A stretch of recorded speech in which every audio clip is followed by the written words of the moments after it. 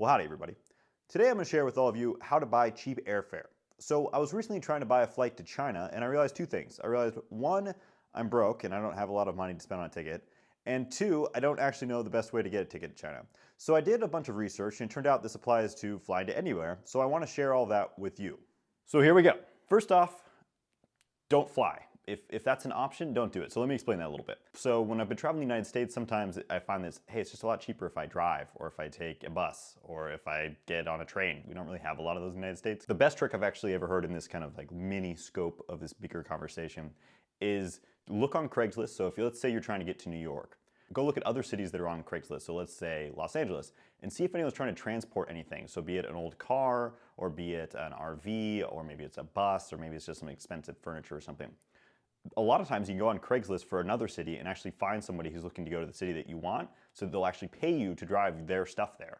So instead of having to pay for airfare, you actually get paid to make the trip. Plus road trips are pretty cool. All right, the next one is use miles, right? So I use United for most of my flights. And the reason I do this is because for international flights, it's really, really good as far as availability for flights and upgrades for first class. Oh yeah. They're also part of the Star Alliance. It could be One World. I'm gonna go Star Alliance though. So they are teamed up so that when I get lots of miles for them using different credit cards and whatnot, I can use that on other people's airlines. So the easiest way to do this is if you want to go somewhere, look for credit card offers, assuming you're smart with credit cards, right? And use that so you can get the bonus miles up front so you can pay for your trip for free. I don't know if you pay for something for free, but you kind of get the idea there, right? Next up is batch your flights. So this is actually a personal favorite of mine. If you want to go to Iceland, for example, buy a plane ticket to London that happens to stop in Iceland. So it's way cheaper to do it this way. And if you want to stay in Iceland, you don't actually have to get onto the second flight. So airlines won't tell you this because it's, I don't know, it's kind of dangerous or something for them, or I don't even really know why. I've purposely missed the second flight twice, and I've had no bad repercussions. What am I on? Number 4? So let's say I don't have miles, which like I say, I run out, or I can't find anything on Craigslist.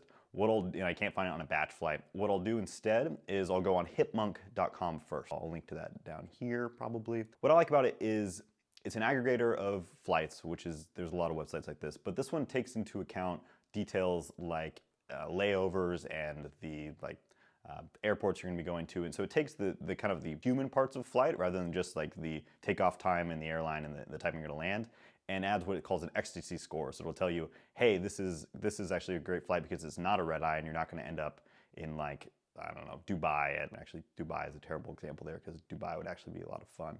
But let's say Kansas. Sorry, people from Kansas, but you probably don't have the internet, so you probably can't see this video. Hipmonk is usually where I start. That's where I do my first like iterations trying to find the flight. It also gives you a scope on what it is because it tells you, hey, here's the good flights, here's the bad ones. This is basically how much you're gonna pay. After I do that, go to kayak.com. So kayak.com, I think it's the biggest aggregator on the internet of flights and hotels and other things.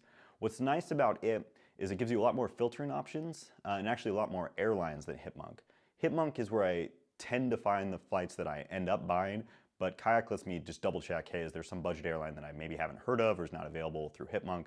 And so I just basically double check myself there. And honestly, let's say I buy 10 flights, 9 of them I'll probably find the right one on Hipmonk, so it's just faster. But every once in a while I'll find a great deal on Kayak, so I always make sure to try that. After I've tried those options, the next thing I do is I go to the carrier's flight. I do this right before I actually purchase the site. So the people who own Hipmonk.com and Kayak probably hate me for doing this because it means sometimes they don't get the affiliate fees. Sorry guys, you're probably not gonna link to me now.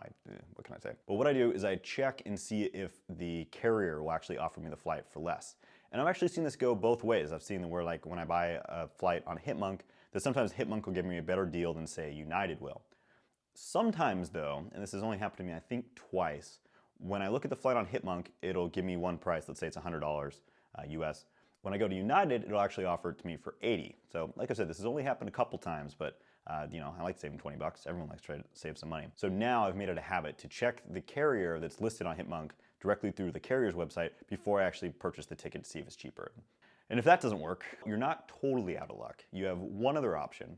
What I try to do is keep my schedule flexible. So what I'll do is I'll set up alerts on kayak.com and on Hipmonk also, so that they'll alert me if there's a cheaper flight that they find when someone else searches for it. For that, check out kayak.com, of course, hipmonk.com, and farecompare.com, and there's also an ISO app for that. those are all my tips for finding cheap airfare. I hope that helps you just, get out traveling for not a lot of money, right? That's kind of the entire purpose of this video.